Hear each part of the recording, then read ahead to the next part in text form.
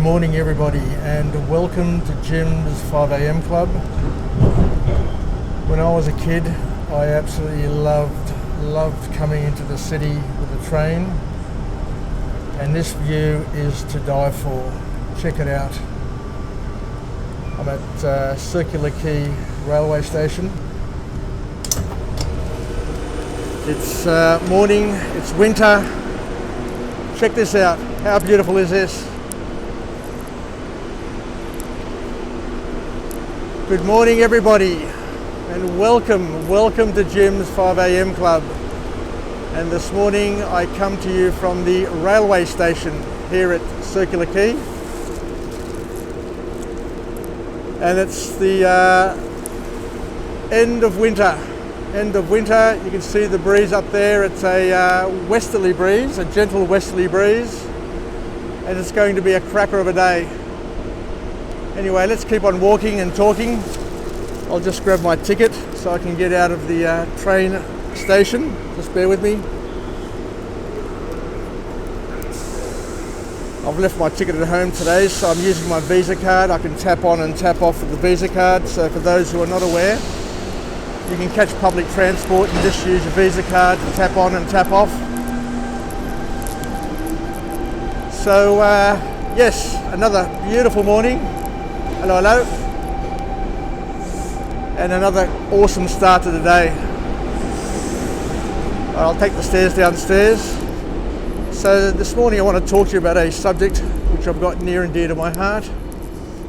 For those who know me, I'm an only child, born one and only to my parents.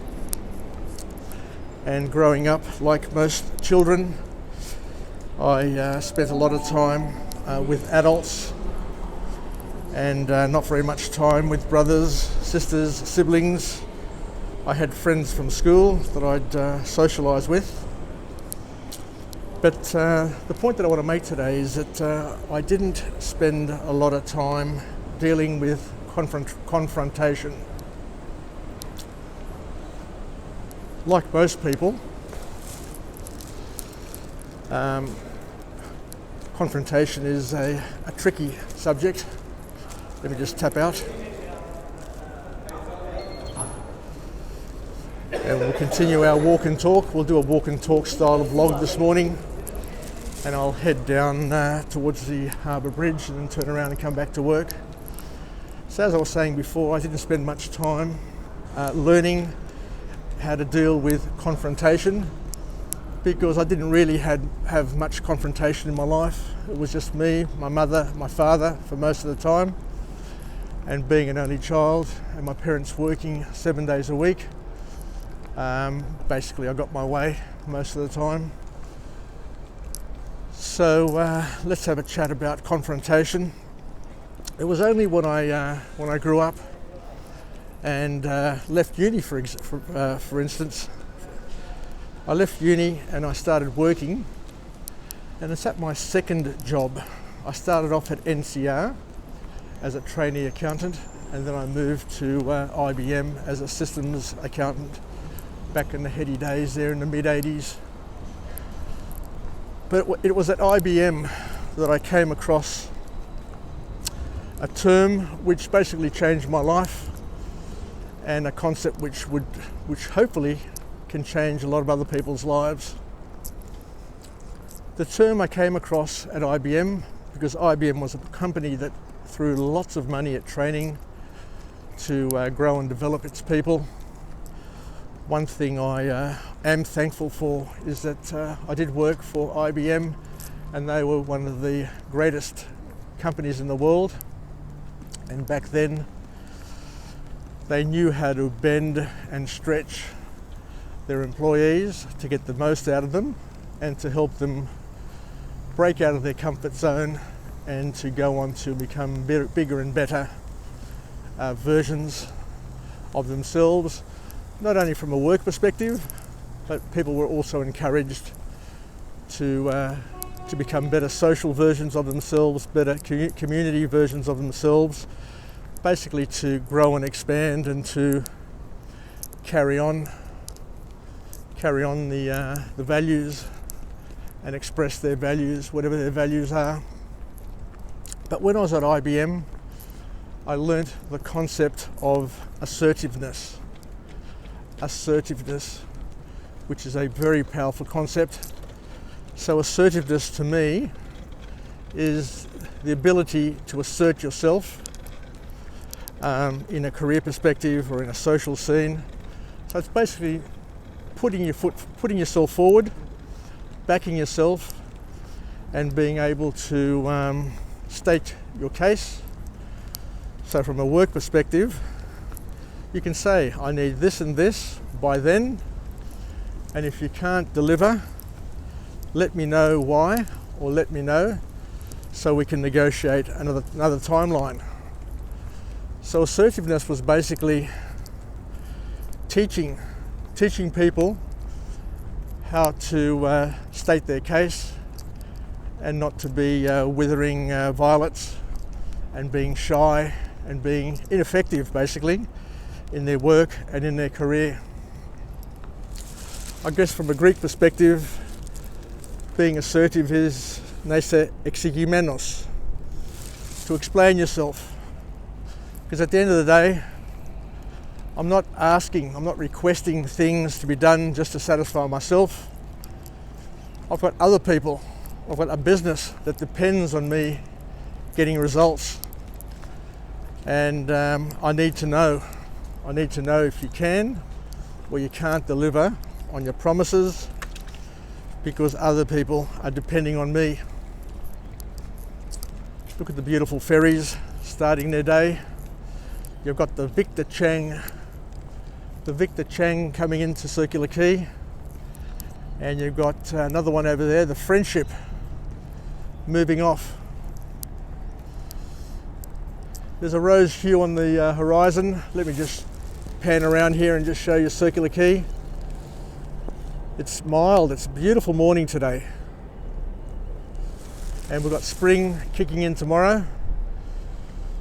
I went for a swim at Bondi Icebergs yesterday. I jumped in the water, and for the first lap, my body was in shock. The temperature was about 17 degrees, which isn't bad. It's pretty good actually. But because I haven't swum for a couple of weeks, I was up in the mountains last week, up at Katoomba. Because I hadn't swum for a couple of weeks, I had desensitized my body to the conditions.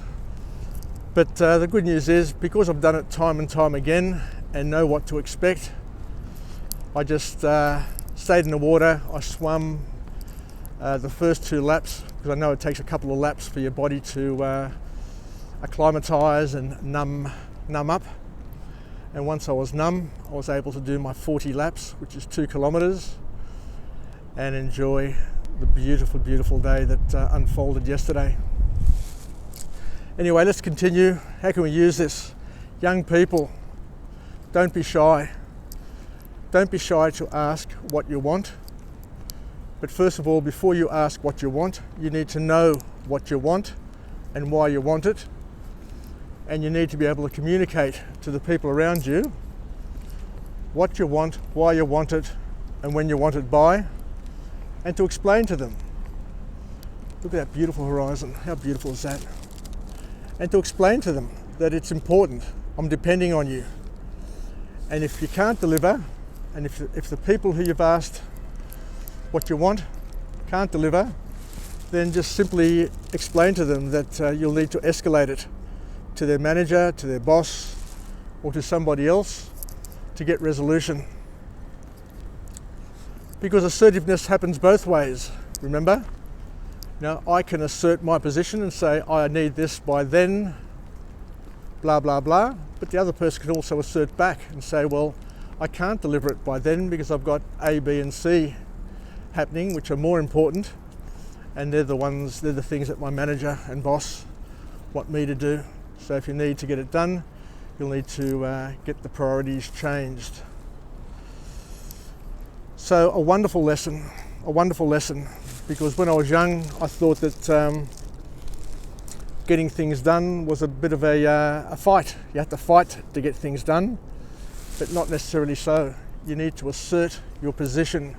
So I learnt at IBM assertiveness, and that's helped me over the years in my relationships, in my business dealings, in bringing up my children, bringing up my family, dealing with my parents, dealing with my relatives, doing my vlogs.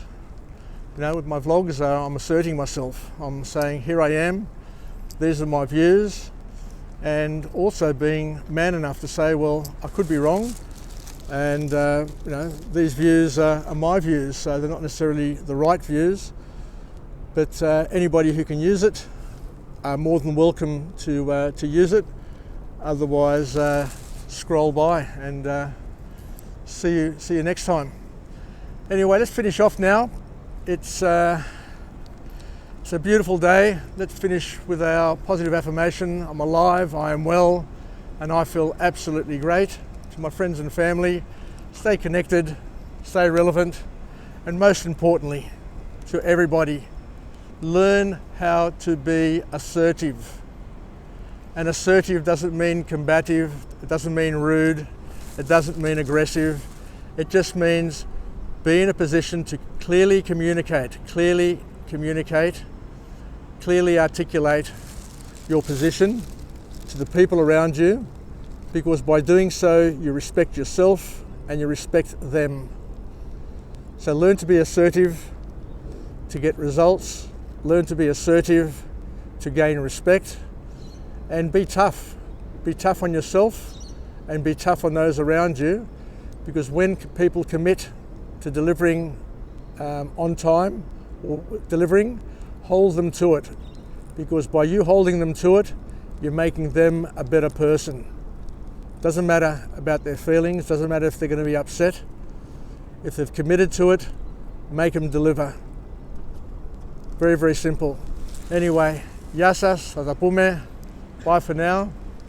And until tomorrow, 5 a.m, I look forward to chatting to you again on Jim's 5 a.m. Club.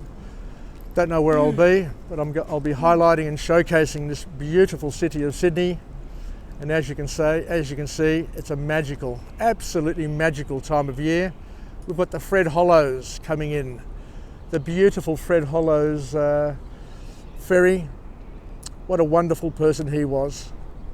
Anyway, spare a thought for Fred Hollows on this beautiful morning, and have a great day. Take care, everybody. Sasagapao, I love you all. Tatapume. Bye.